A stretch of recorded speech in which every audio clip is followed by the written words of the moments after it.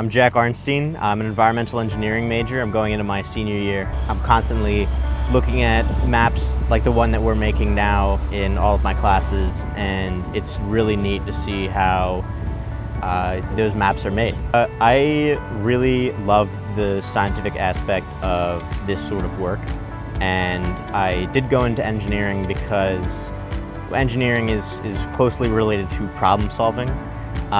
But you can't really problem solve if you don't know what the problem is or why the problem's happening. So in this example, we have the algae blooms, and we're trying to figure out why they're happening.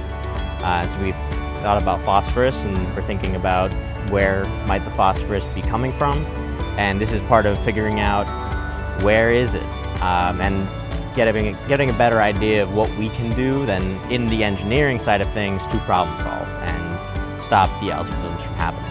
I'm Nick Brennan. I'm an Earth and Environmental Sciences major. I'm working toward my doctorate. I start this fall. I came in a little early to start collecting data on the lake. I'm learning a lot about subsurface structures in the process of gathering this data, how to use sonar equipment, how to acquire clean data that it doesn't need a lot of processing.